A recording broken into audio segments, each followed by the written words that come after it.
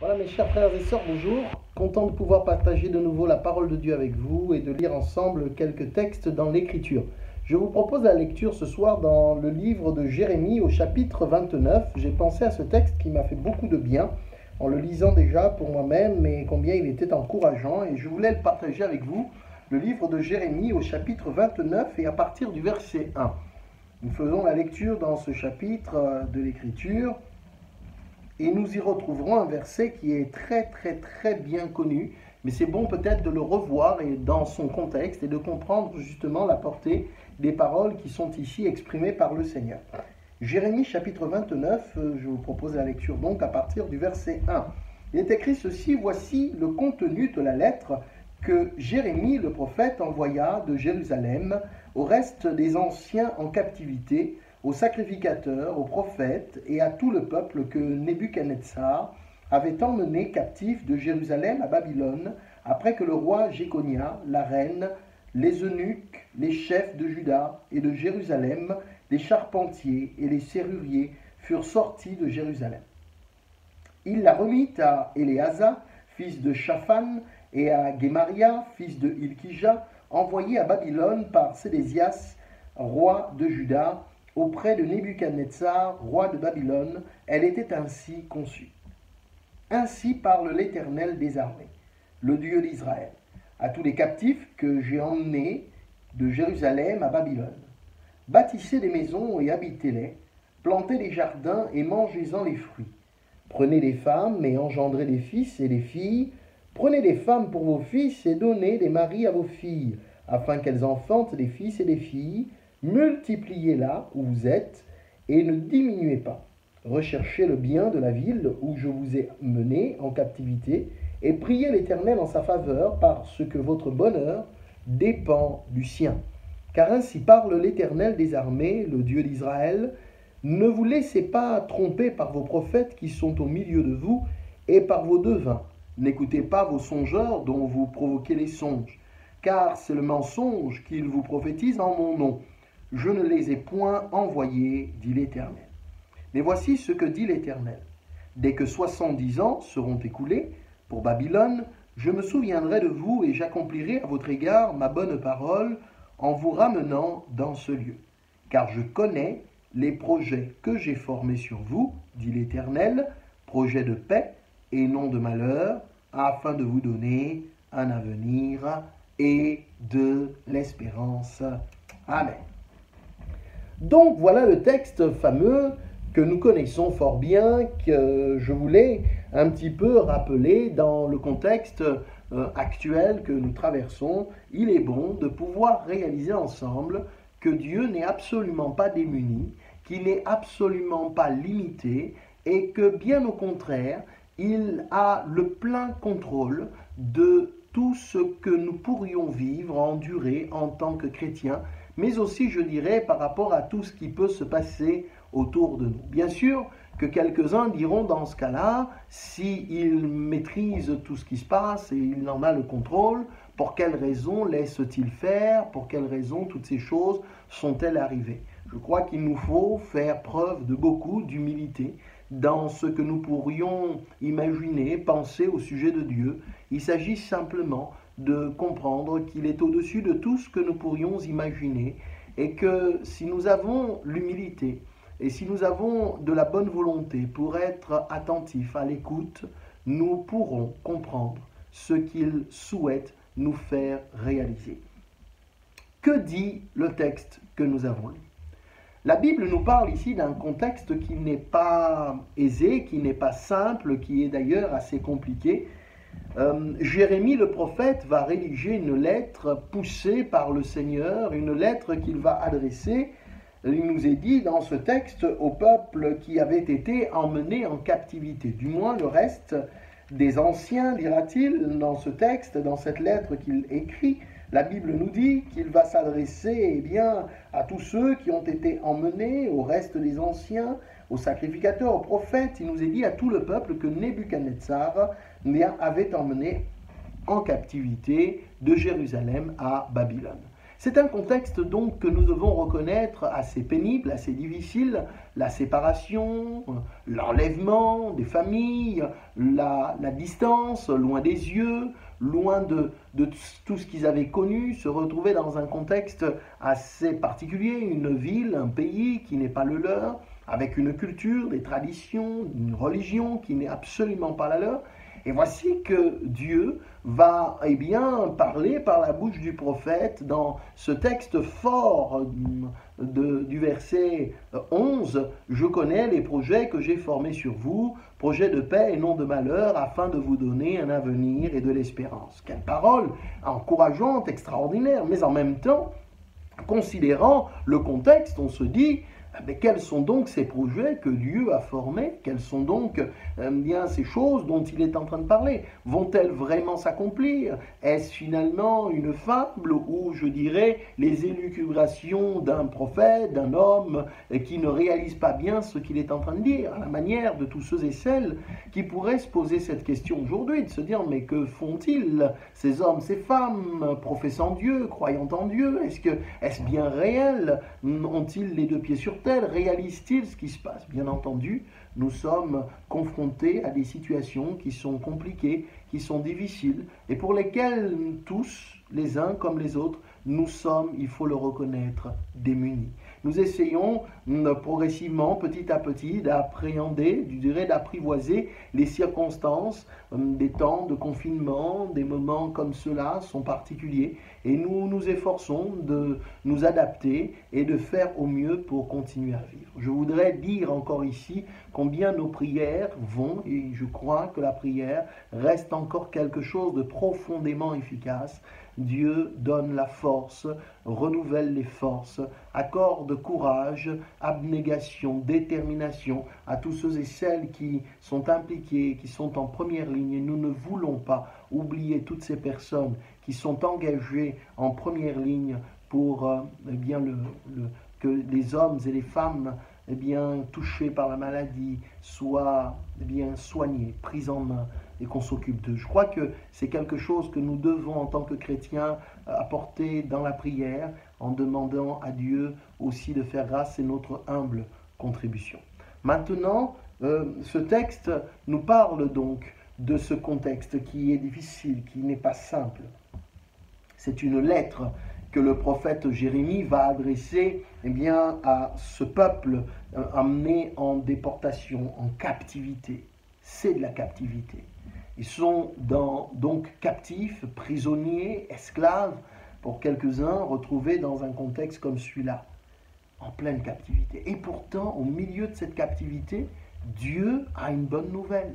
Au milieu de cette captivité, il se servira d'un homme, Jérémie, pour adresser une bonne nouvelle à ceux et celles qui lui appartiennent. Mais encore un peu de temps, finalement, ce qu'il a dit s'accomplira. J'y viens dans quelques instants, mais lisons ensemble dans le livre de Daniel au chapitre 9, à partir du verset 1. Il est fait mention là de quelque chose d'assez encourageant par rapport à cette bonne nouvelle qui avait été annoncée au travers du courrier de la lettre qu'avait adressée le prophète Jérémie. Dans le livre de Daniel au chapitre 9, je lis à partir du verset 1, « La première année de Darius, fils d'Assuérus, de la race des Mèdes, lequel est devenu roi du royaume des Chaldéens, la première année de son règne, moi, Daniel, je vis par les livres qu'il devait s'écouler 70 ans pour les ruines de Jérusalem, d'après le nombre des années dont l'Éternel avait parlé à Jérémie le prophète. Je tournai ma face vers le Seigneur Dieu, afin de recourir à la prière et aux supplications, en jeûnant et en priant, en prenant le sac et la cendre. Amen.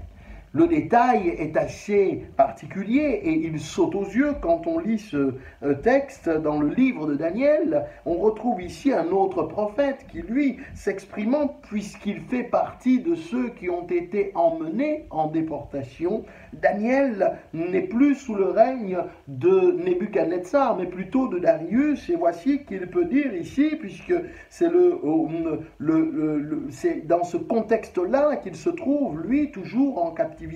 Et voici qu'il s'exprime et il dit « Je vis par les livres qu'il devait s'écouler 70 ans. Tiens, nous avons lu cela dans Jérémie au chapitre 29 et particulièrement au verset 10. La lettre qui avait été adressée disait « Mais voici ce que dit l'Éternel. Dès que 70 ans seront écoulés pour Babylone, je me souviendrai de vous et j'accomplirai à votre égard ma bonne parole en vous ramenant dans ce lieu. » Daniel est en train de toucher du doigt cette réalité. Je vis par les livres qu'il devait s'écouler 70 ans pour les ruines de Jérusalem, d'après le nombre des années dont l'Éternel avait parlé, précise-t-il, à Jérémie le prophète. Et on voit donc qu'il y a un lien, une relation claire, nette et précise entre ce que nous lisons ici dans Daniel 9 et ce qui est écrit dans Jérémie chapitre 29. La lettre a été bel et bien parvenue à destination, elle est arrivée, et voici que quelques années se sont écoulées. Daniel vit par les livres, il voit donc dans ses archives cette lettre conservée et il découvre effectivement que son épreuve, sa captivité a un sens. Et c'est un point qui a l'air de rien, mais je vais insister sur cet aspect-là. Daniel a été emmené en captivité avec ses compagnons et bien d'autres encore. Mais voici que, en lisant ce texte, ce n'est plus un jeune homme désormais, mais des années se sont écoulées. Et en lisant ces textes, Daniel découvre que ce temps de captivité a un sens. Puissions-nous comprendre que ce que nous vivons a un sens. Un sens peut-être que nous ne comprenons pas pour l'instant, mais un sens très clair aux yeux du Seigneur. Je m'en explique très simplement. Quand nous avons lu ensemble dans ce chapitre 29, Jérémie écrit la lettre poussée par l'Éternel. Et Dieu va ici lui expliquer un certain nombre de choses en lui disant, voilà, tu écris à ceux qui ont été emmenés en captivité de Jérusalem à Babylone, et tu vas leur donner des recommandations, tu leur diras, là où vous êtes, là où vous vous trouvez, mariez-vous, ayez des enfants, que vos enfants se marient, mariez vos fils, mariez vos filles, qu'ils enfantent, qu'ils aient d'autres enfants, et il les invite à prier, à rechercher le bien de la ville où ils ont été emmenés en captivité, et de prier l'Éternel en la faveur de la ville, rajoutera-t-il, parce que votre bonheur dépend du sien. Votre bonheur dépend du bonheur de la ville dans laquelle je vous ai placé. Nous devons prier pour la ville, le pays dans lequel nous avons été placés, afin que la faveur de Dieu, que la grâce de Dieu soit répandue sur tout un chacun. Voici un projet, un programme de Dieu qui paraît assez particulier, mais voici qu'il invite son peuple, il invite ses enfants à s'investir, à s'engager dans un pays qui n'est pas le leur, dans un contexte qui n'est pas très simple, dans une situation qui n'est pas évidente, mais il les invite à s'investir, à s'engager, à prendre part au bonheur de la ville, à s'y impliquer dans la prière, mais aussi en prenant leur part de responsabilité dans le bonheur de la ville, en s'engageant justement là où ils sont. Et voilà que le Seigneur leur parle ainsi, et il les invite à cela. Alors que peut-être que les premières années de la captivité sont pénibles, difficiles, et qu'il y a cette plainte, ces cris, ce désir de retourner en arrière, de revivre quelque chose. Et peut-être que la situation, le contexte que chacun, chacune peut vivre, parfois peut être délicat, difficile et compliqué. On a du mal à l'accepter, a du mal à l'admettre. Et il y a une forme de résistance intérieure, un refus d'abdiquer face à ce que nous pourrions endurer, traverser. Mais j'ai cette parole qui m'encourage de dire que finalement, le Seigneur est capable de venir à bout de toutes les situations. Et il voudrait peut-être nous donner son sentiment à lui, nous donner la pensée qui est la sienne. Et puissions-nous nous accorder à comprendre ce qu'il désire, nous communiquer, en tous les cas, concernant ceux qui étaient amenés en captivité. Dieu avait effectivement des projets. Il avait effectivement des projets. C'est pour cela que nous pouvons prendre ce texte et le transposer à nos propres situations et dire que quoi qu'il se passe et quoi qu'il arrive, dans nos vies, Dieu a des projets. Il a des projets. Alors, ce texte, le verset 11 en particulier, justement, va être celui qui nous fait prendre conscience de tout cela. Certainement qu'il y a des questionnements pour les uns et les autres, de comprendre le pourquoi du comment, ce qui est normal dans la nature humaine. Mais face au questionnement, je crois qu'il y a des vérités auxquelles nous pouvons nous attacher et qui vont fonder notre base, qui vont fonder et consolider notre foi et nous permettre de ne pas couler, de ne pas sombrer, de ne pas baisser les bras. C'est le verset 11, au final, qui nous en parle. On a ici quelques éléments que je voudrais partager avec vous quelques instants encore et sur lesquels nous pouvons réellement, véritablement nous appuyer quant à nos propres vies. Qu'est-il dit donc dans ce texte? Face au questionnement, premièrement, nous devons avoir cette intime conviction que Dieu connaît. Dieu connaît. C'est ce qui nous est dit ici par la bouche du prophète de la part de l'Éternel. Bien sûr, dès que 70 ans, vous l'avez vu, verset 11, « Car je connais ». Il y a là comme quelque chose finalement qui est affirmé, quelque chose qui est pleinement exprimé. Car je connais.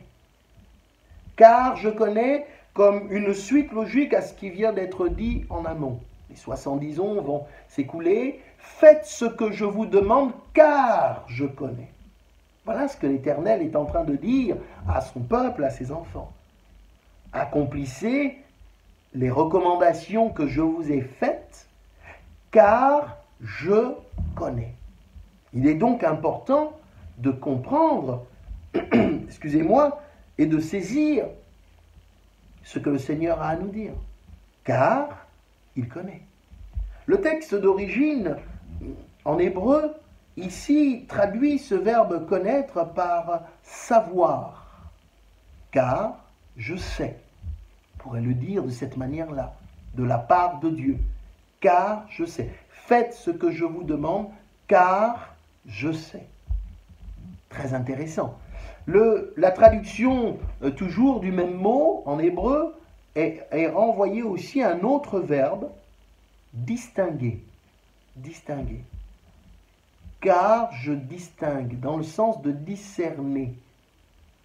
Je distingue, je sais, je connais. Dieu connaît, Dieu sait, et Dieu maîtrise, il distingue, il perçoit pleinement les tenants et les aboutissants de ceux que nous pourrions vivre.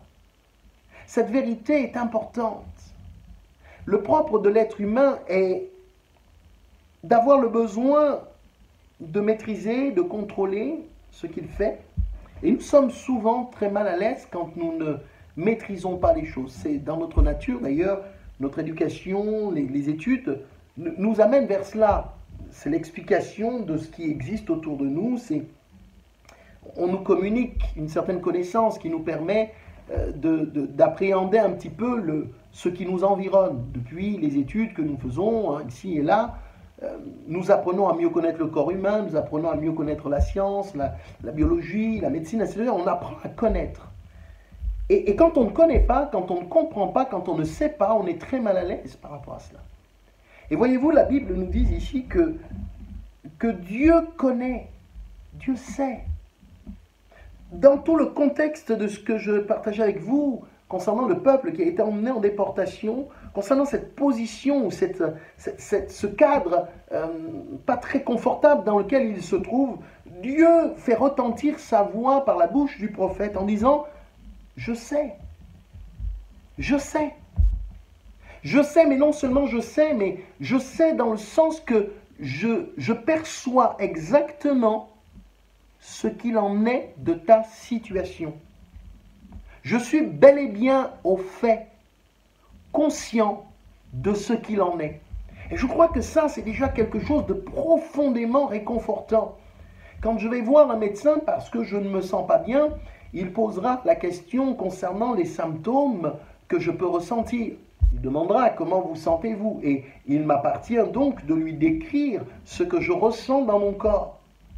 Et le médecin qui est en face de nous, un professionnel, écoute ce que nous disons Et il va faire, nous ne le voyons pas, mais il va faire un recoupement entre ce que nous exprimons là concernant ce que nous ressentons dans notre corps, avec un ensemble de connaissances qu'il a acquises tout au long de l'expérience et des études qu'il a faites, pour arriver à la conclusion, ou du moins pour arriver à déterminer ce qui nous fait mal et ce qui nous dérange.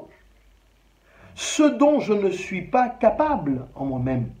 Mais voici que le professionnel en face de nous va être capable, sur la base de ce que nous lui décrivons, de nous dire, en tous les cas, d'où vient ce problème, je dirais ce déséquilibre qui s'est installé. Et il prescrira donc le médicament approprié pour traiter la maladie afin que nous soyons guéris.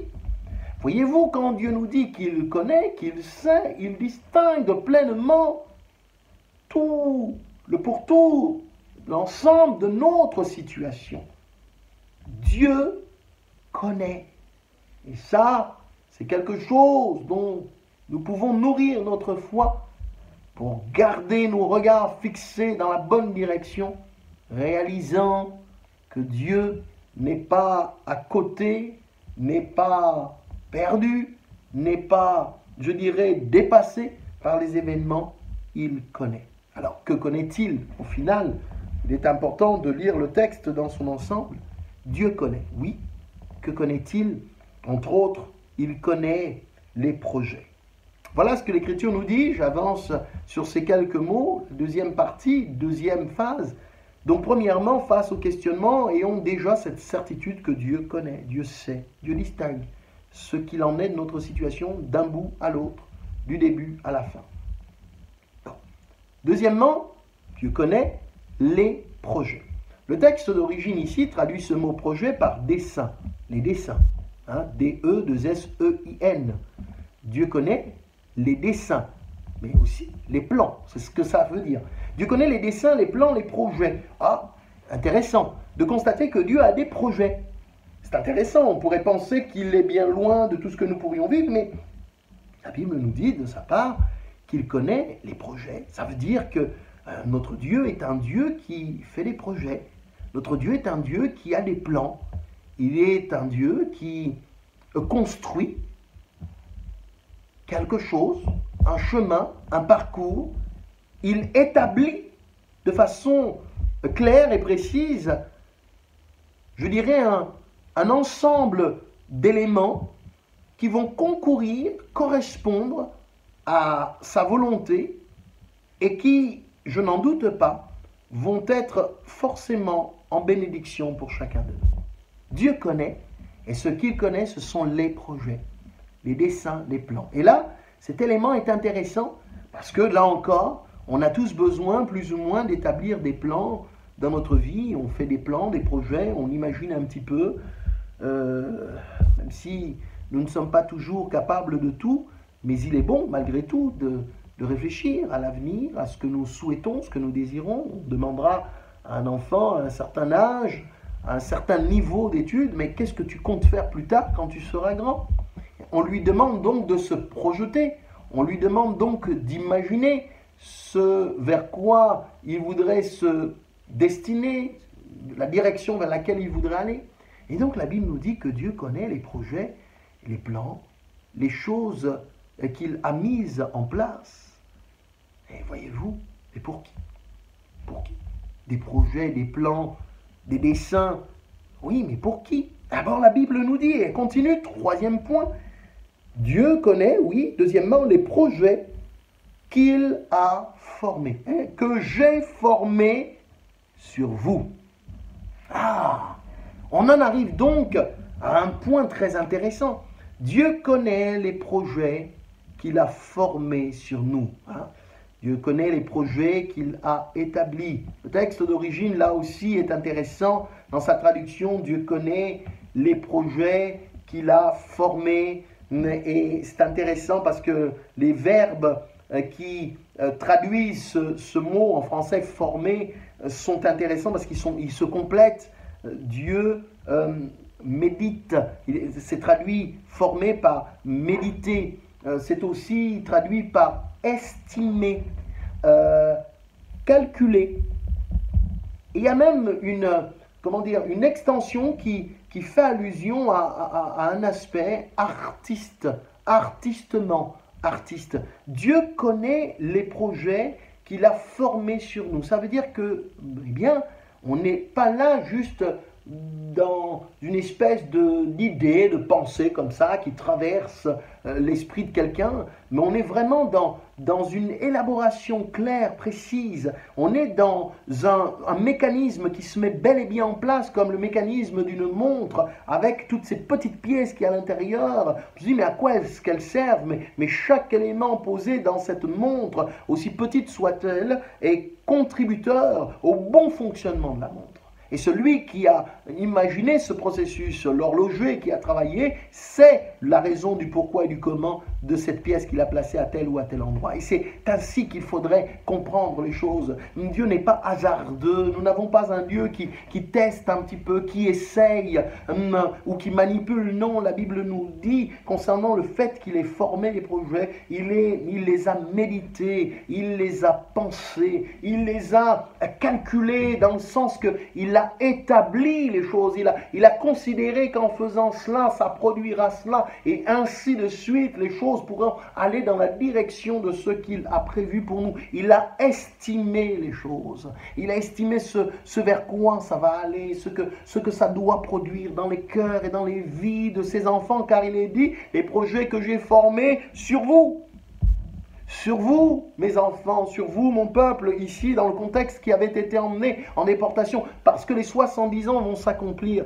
les 70 ans vont s'écouler, et après ces 70 ans, parce que ce sont mes projets, ce n'était pas 69 ans, ce n'était pas 68 ans, ce n'était pas 50 ans, ce n'était pas 80 ans, ce n'était pas 90 ans, non, c'était 70 ans. Quand les 70 ans seront accomplis, c'est estimé, c'est calculé, c'est net, c'est précis. Quand ce temps-là sera accompli, alors l'Éternel dit, je vous ramènerai, nous l'avons lu, dans ce lieu qui était leur pays, je vous ramènerai.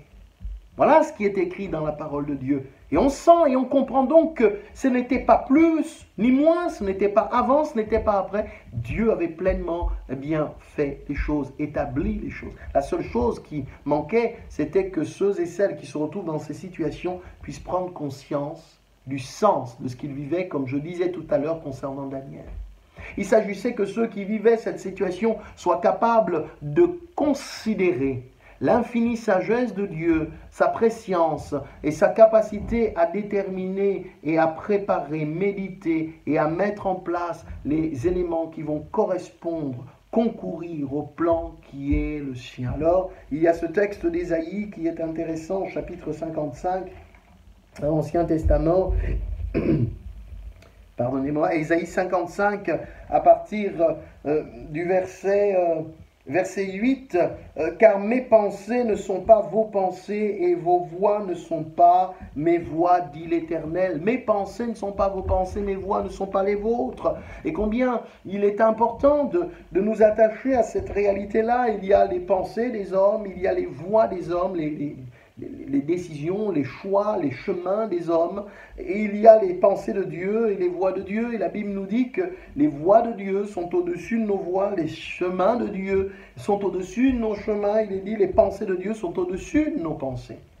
Ça veut dire que par définition, elles sont au-delà de tout ce que nous pourrions nous réaliser, comprendre, de tout ce que nous pourrions appréhender avec notre peu de capacité.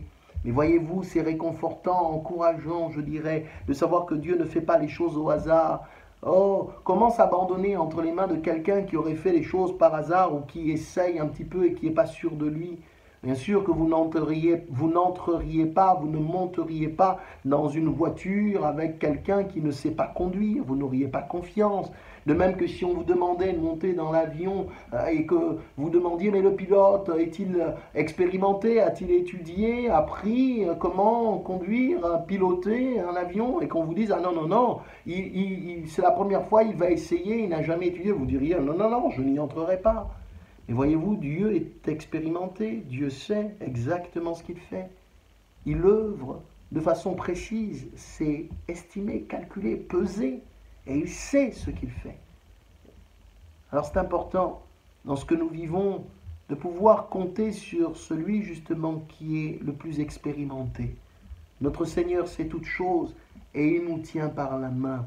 Il agit comme un artiste, je l'ai dit tout à l'heure, c'est une des traductions du mot. Il agit comme un artiste pour ses enfants, c'est-à-dire qu'il va faire en sorte que l'œuvre soit un chef-d'œuvre. Et j'ai ce texte justement très intéressant dans l'Épître aux Éphésiens, chapitre 9, et je conclus dans quelques instants. Éphésiens, chapitre 2, nous dit ceci. Éphésiens, chapitre 2, verset 10, il nous est dit « Car nous sommes son ouvrage, ayant été créés en Jésus-Christ, pour de bonnes œuvres que Dieu a préparées d'avance, afin que nous les pratiquions. » Nous sommes son ouvrage, nous sommes son œuvre. Et cet ouvrage qui est entre les mains de Dieu, mais à quoi sert-il cette œuvre, cet ouvrage? Eh bien, il nous est dit que cet ouvrage qui a été façonné selon un modèle qu'est Jésus-Christ, cet ouvrage qui a été créé en Jésus-Christ, qui en est, je dirais, l'aboutissant, la racine, l'origine, Jésus, eh bien cet ouvrage a été créé pour de bonnes œuvres. Il y a un but précis. N'a pas été fait par hasard. Ta vie n'est pas hasard. Ta situation n'est pas hasard. Bien-aimé dans le Seigneur, nous a créés pour un but précis. Pour de bonnes œuvres, il est écrit. Et il est rajouté, ces bonnes œuvres, Dieu les a préparées d'avance. Oui, il connaît, il a préparé, c'est fait avant. Et il nous a engagés pour que nous puissions, par l'expression de notre foi, par notre vie, à entrer pleinement tous les jours un peu plus dans la réalisation de ce projet qu'est le sien. Alors, c'est pour cela que l'Épître aux Romains, chapitre 8, verset 28, prend tout son sens, toute sa coloration et toute son évidence pour nos vies. Romains, chapitre 8, verset 28, qui dit ceci: « Nous savons du reste que toute chose concourt ou contribue, c'est le même mot, contribue au bien de ceux qui aiment Dieu, de ceux qui sont appelés selon son dessein. Car ceux qu'il a connus d'avance, il les a aussi prédestinés à être semblables à l'image de son Fils, afin que son Fils soit le premier-né de beaucoup de frères. Et ceux qu'il a prédestinés, il les a aussi appelés, et ceux qu'il a appelés, il les a aussi justifiés, et ceux qu'il a justifiés, il les a aussi glorifiés. On voit ici tout un processus qui est mis en place, mais d'avance par le Seigneur. Il avait déjà prévu ces choses-là, de façon à ce que ceux qui sont appelés vivent l'expérience de la justification, et de la justification, ils vivent cette expérience de la glorification en Christ. Qu'ils soient appelés, qu'ils soient justifiés, qu'ils soient glorifiés. Et ces choses-là s'établissent, se mettent en place dans la vie du croyant, du chrétien, dans la mesure où il fait confiance à son Dieu. Toute chose concourt, contribue, participe au bien de ceux qui aiment Dieu, même si je ne comprends pas, il est vrai. Même si parfois j'ai l'impression que ma boussole est complètement désaxée, eh bien je veux placer ma confiance dans le Seigneur et me rappeler ces trois choses que nous avons partagées. Premièrement, Dieu connaît. Deuxièmement, il a des projets. Troisièmement, ces projets sont formés sur nous. Je pourrais conclure en disant que les caractéristiques de ces projets formés sur nous, la Bible les précise et les donne, et c'est Dieu lui-même qui les précise alors à son peuple, alors qu'ils sont en déportation. Mais ne pourrions-nous pas faire de ces paroles une parole pour nous-mêmes? Il dira des projets de paix, c'est-à-dire finalement, il a établi des plans qui contribuent, qui participent à notre paix et non à notre malheur, et non de malheur. Il dira afin de vous donner un avenir et de l'espérance. Finalement, à la lecture de tout cela, qu'est-il donc indiqué? Il y a dans le cœur de Dieu le désir de donner un avenir et de l'espérance. Un avenir et de l'espérance. Il veut donner de la suite à ta situation, à ta vie. Peut-être que tu te dis, moi ça s'arrête là, ce que je vis est trop compliqué, je n'ai pas d'espérance, je ne sais plus ce qu'il en est. Mais non, le Seigneur te dit qu'il a prévu, c'est prévu, et que ces projets vont communiquer la paix et non le malheur, et qu'ils sont là pour te donner un avenir et de l'espérance. Ce n'est pas fini, ce n'est pas terminé. Il a encore de belles choses à te faire réaliser. Cet avenir ne se compte pas en années, bien sûr, ne se compte pas tel que nous on les verrait, mais il veut donner de la suite à la réalité de notre vie et nous encourager à lui faire confiance. Alors, attachons-nous, Seigneur, dans ces temps particuliers que nous vivons, attachons-nous à Jésus. Faisons confiance à notre Dieu pour ce qu'il a prévu. Eh bien, je crois que nous ne serons absolument pas déçus. Que Dieu vous bénisse, vous encourage, mes bien-aimés, et qu'il renouvelle vos forces, votre cœur, votre foi, votre expérience en lui et en lui seul. À Dieu soit toute la gloire. Amen. Merci mon Seigneur pour ce que tu veux faire dans nos vies. Merci parce que tu veux tenir bien ce cap. Ces projets que tu as formés sur tes enfants sont connus de toi, parfois encore à nos yeux. Seigneur, inconnus, nous tâtonnons, nous sommes tatillons, nous ne savons pas trop de quoi est fait ou sera fait l'avenir. Mais ce que nous savons, c'est que tu n'es pas un amateur, tu connais pleinement. Tu maîtrises, Seigneur, les événements, les circonstances. Alors, renouvelle notre foi, renouvelle notre confiance, notre assurance en toi et que nous gardions constamment notre main dans la tienne et la tienne dans la nôtre pour la gloire et l'honneur de Jésus. Amen. Que Dieu vous bénisse et qu'il vous accorde sa grâce.